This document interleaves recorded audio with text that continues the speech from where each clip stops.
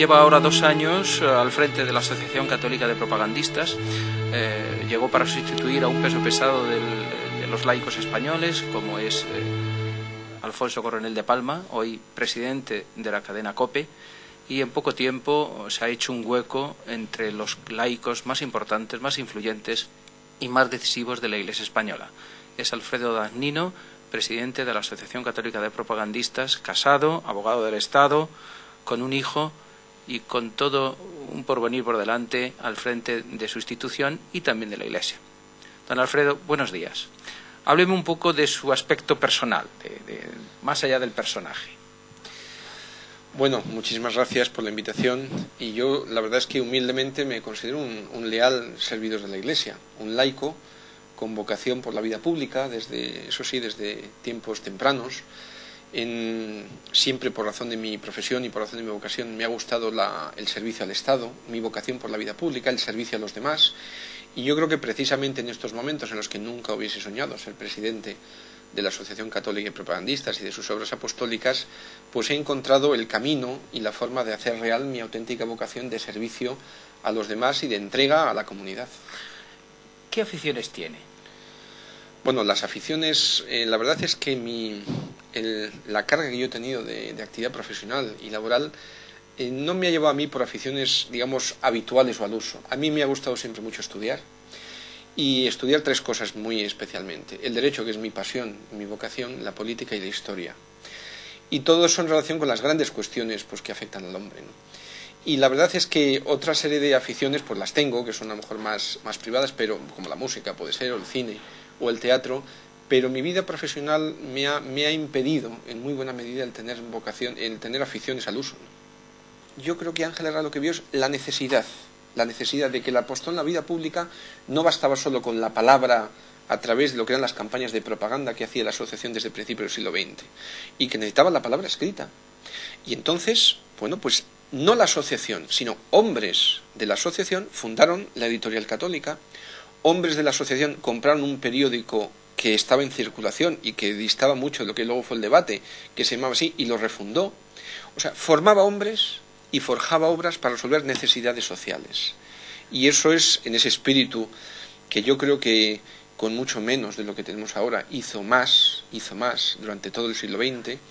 Pues yo creo que ese espíritu, esa figura de Ángel Herrera, que quizás no hemos valorado en el catolicismo español en su justa medida, una figura grandiosa, poco conocida quizás, y que yo me atrevería a decir que es, si tuviésemos que decir 5 grandes hombres que han aportado y han su influencia decisiva en la historia de España y de la Iglesia del siglo XX, uno de ellos es Ángel Herrera, sin lugar a dudas. Quizás más conocido a nivel de élites que a nivel de Puebla, ¿no? Quizás, posiblemente. El CEU, en estos momentos, podría hacer lo mismo que hizo Herrera ahora en aquel momento, ¿no? ¿Por qué no comprar un periódico? ¿Por qué no lanzar un periódico católico que tanto se necesita en este momento en la España actual? Bueno, yo quiero decir primero que el CEU es una obra de la asociación. Yo creo que lo importante es la Asociación Católica de Propagandistas, no porque el CEU no sea importante, sino porque sin la asociación ni hay CEU ni hay nada. El CEU ahora mismo, primordialmente, su misión es educativa, primordialmente. Pero sí es verdad que nosotros estamos ahora mismo, desde hace ya mucho tiempo, pero muy especialmente ahora reflexionando de cuál va a ser la presencia de la asociación haciendo lo que hizo Ángel Herrera, que es formando hombres con una misión específica y forjando obras para resolver necesidades específicas de la sociedad. Y una de ellas es la comunicación, y eso lo vio Ángel Herrera desde los principios.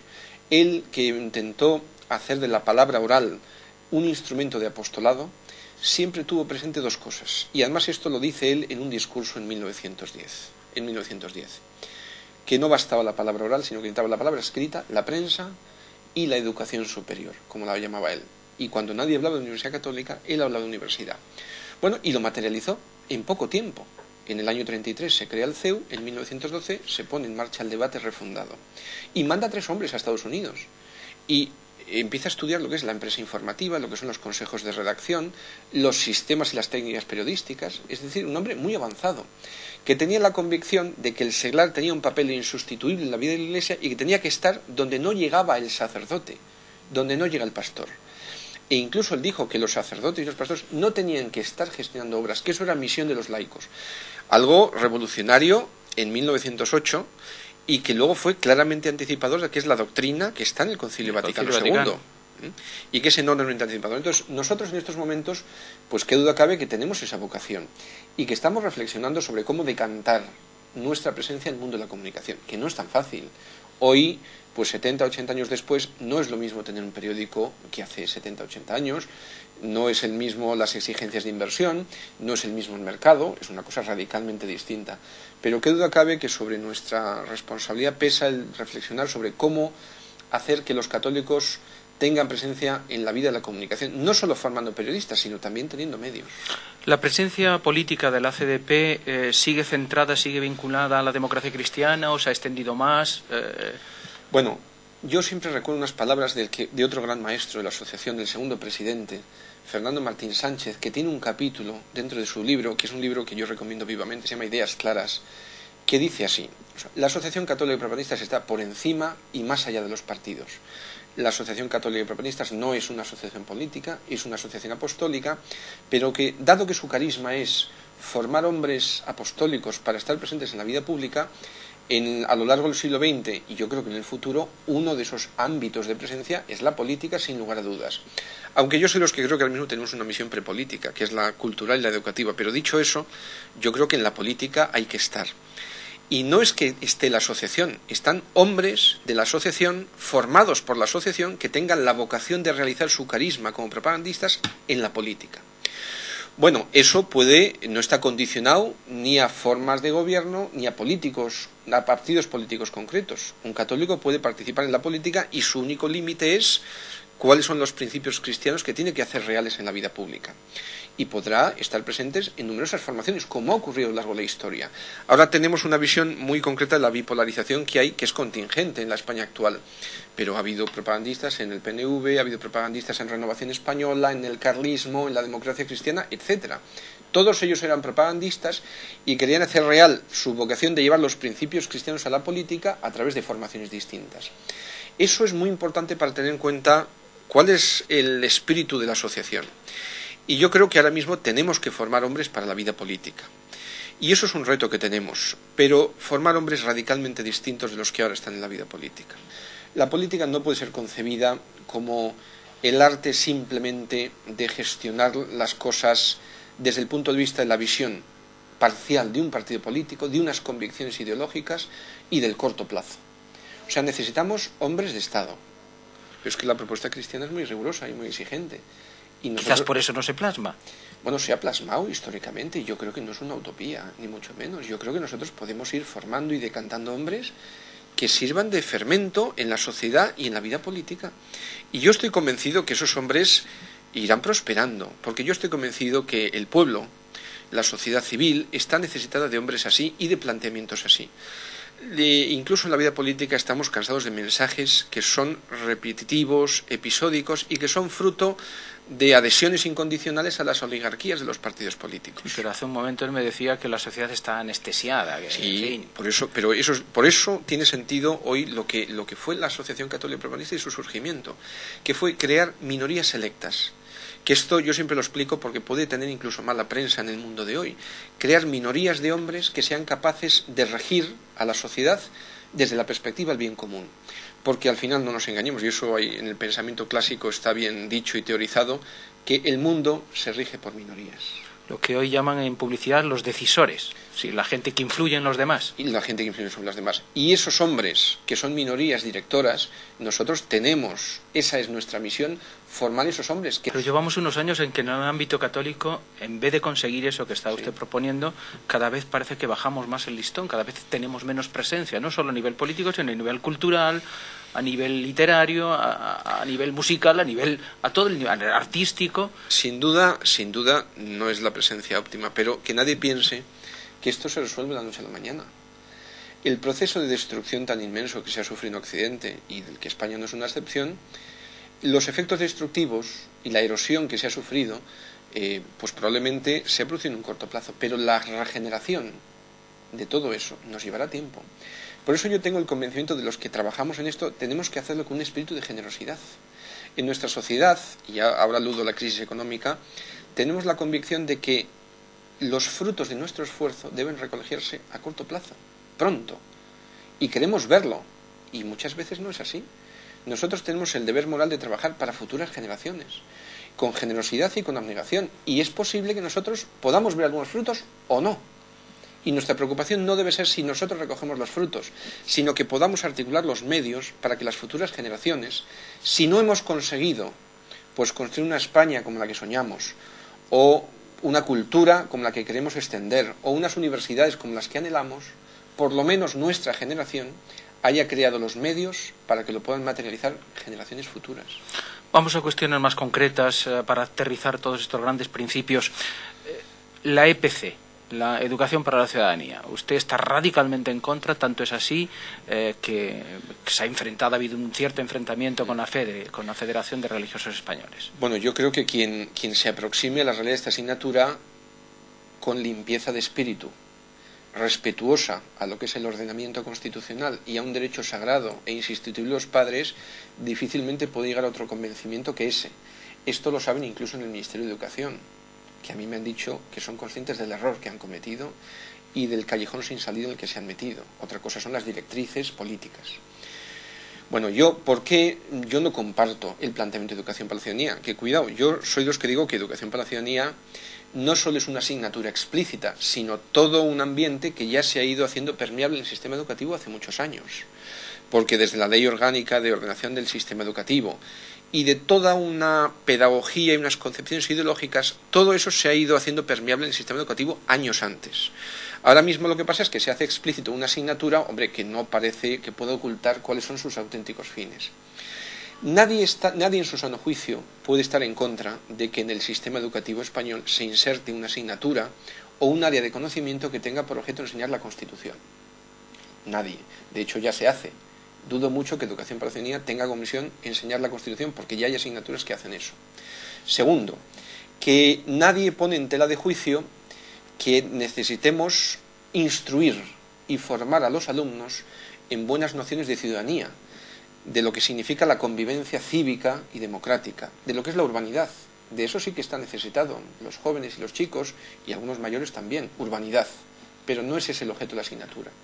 Nadie duda que hoy los niños tienen que estar formados en lo que es la teoría de los derechos humanos, rectamente entendidos, tal y como son concebidos en los grandes tratados históricos del derecho internacional, como es la Declaración Universal de Derechos Humanos, ahora que se celebra su aniversario. Nadie pone en duda eso. Lo que sí ponemos en tela de juicio es que con ocasión de eso, se arbitre toda una asignatura concebida como obligatoria jurídicamente y que inserte unos contenidos de indudable sesgo moral. ¿Es moral de Estado? Yo creo que es moral de Estado. De hecho, los reales decretos por los que se regulan los contenidos mínimos que desarrollan la Ley Orgánica de Educación dicen literalmente, entre otros objetivos, la asignatura tiene por misión formar la conciencia moral de los alumnos. Bueno, si uno conoce la Constitución, sabe que lo obligatorio, como es esta asignatura, y reconociendo como reconoce la propia legislación, que tiene por objeto formar la conciencia moral, esto, además de ser inaceptable con arreglo a criterios morales, antropológicos, es jurídicamente inconstitucional. Es inconstitucional. O sea, como dice Martínez Camino, ciudadanía sí, pero no así. Bien, pues si se quiere expresar así, yo lo comparto. Entonces, no es una batalla, digamos, voluntarista o injustificada, sino que tiene jurídicamente un fundamento en la ley positiva y en la Constitución. Y de esto son conscientes ya incluso los que lo han promovido y lo saben. Hombre, yo creo que hoy el problema es que probablemente ya no se toman los palacios de invierno. La hegemonía cultural, como parte de una hegemonía política ulterior, pasa por la hegemonía sobre las conciencias. Y la educación es un instrumento. Y esto es Antonio Gramsci. Esto lo dijo en 1937 en sus escritos desde la cárcel. Es la transformación paulatina de la sociedad. Y a mí me parece muy bien que haya personas en nuestra sociedad que propugnen esa visión antropológica del hombre, la familia, que yo no comparto. Pero lo que no puede el Estado es ostentar o querer aparentar tener un título legítimo para imponerlo a todos. Esto es inadmisible. En la medida en que esto es así, pues es inconstitucional y ha dado lugar a una reacción en el orden jurídico, que está ahora mismo pues en toda España con asuntos judiciales en curso y está subyúdice, y a una batalla cultural que a mi modo de ver es la más importante. ¿Que le van a dar la razón los jueces? Bueno, ya han dado muchos tribunales superiores de justicia la razón y juzgados de lo contencioso administrativo en toda España, en Andalucía, en La Rioja y algunos juzgados diseminados por toda España. Lo que pasa es que son resoluciones judiciales recurribles y que el Estado las ha recurrido. Hasta donde yo sé, la Sala de lo Contencioso Administrativo del Tribunal Supremo tiene pendientes de ventilar varios recursos de casación que, según me han dicho, parece ser que en los próximos meses se van a ver. Entonces veremos ahí qué doctrina y qué criterio sustenta el Tribunal Supremo, que creo que va a ser muy importante. ¿Es anticlerical el PSOE? Es anticlerical el PSOE. Yo creo que el planteamiento ideológico del Partido Socialista probablemente va más allá de lo que es el anticlericalismo. El anticlericalismo es un sentimiento sobre el que se ha escrito y teorizado mucho, que encuentra arraigo en algunos ambientes políticos y culturales del siglo XIX. Yo creo que de lo que ha hecho gala no solo el Partido Socialista Obrero Español o un sector, porque yo creo que esto no lo comparte todo el mundo en el Partido Socialista Obrero Español, lo digo porque a mí me lo han dicho algunos, que no lo comparten, es el laicismo ideológico, que es otra cosa, que es cualitativamente distinto. Yo creo que el anticlericalismo es un sentimiento decimonónico, de reacción hostil hacia la Iglesia. Yo creo que esto es muy distinto. Esto es una cosa que no afecta solo a la Iglesia jerárquica, sino que es todo un sentimiento institucional que pone en tela de juicio la presencia del hecho religioso en la vida pública. O sea, un laicismo radical, no el laicismo no, es positivo que es una cosa distinta. Y sensato es que es una cosa distinta. Una cosa es poner en tela de juicio la influencia de la Iglesia, y otra cosa es valorar negativamente el hecho religioso en la sociedad porque entendemos que no debe aportar nada y que se tolerará la libertad religiosa en tanto se recluya el ámbito de la conciencia individual. Bueno, esto digo lo mismo que en educación para la ciudadanía. Además de ser inaceptable, no solo a la luz del magisterio de la Iglesia, sino desde el punto de vista democrático rectamente entendido, porque aquí hay un derecho fundamental que es el de la libertad religiosa, y que no pasa solo porque se autorice la libertad de culto, sino que como es doctrina reiterada de los tribunales internacionales, del Tribunal Europeo de Derechos Humanos, la libertad religiosa en un sentido positivo pasa por legitimar que un ciudadano católico, en este caso, que profesa una determinada fe, que es la cristiana, pueda actuar en la vida pública de acuerdo con sus convicciones religiosas y morales y proponer la fe, no imponerla, pero proponer la fe, porque entiende que pretende compartir algo con la sociedad. ¿Qué interés tiene el PSOE en intentar imponer este laicismo? ¿Porque para él es mejor? ¿Porque eso le daría más votos? ¿Porque eso es un modelo de sociedad que trata de imponer? ¿Hay una estrategia determinada para conseguir esos fines?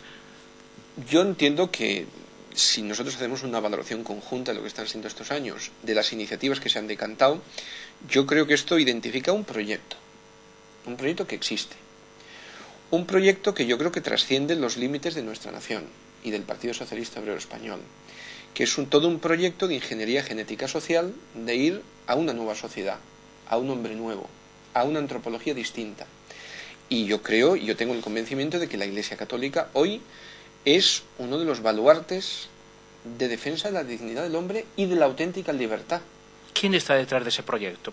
Bueno, yo no sé identificar quién está detrás de este proyecto, pero yo creo que hay teóricos de la izquierda internacional que han teorizado sobre cuál debe ser la estrategia de la izquierda después de la caída del muro de Berlín. Y esto ¿La masonería también estaría detrás de esto? Pues hombre, pues puede ser que sí o puede que no, yo no lo sé decir, Pero que esto es un proyecto, que se hace visible que hay un proyecto, una estrategia de transformación de la sociedad, de cambio radical de mentalidades, que tiene una repercusión antropológica y espiritual y de lo que es la concepción última del hombre y de la familia, sin lugar a dudas.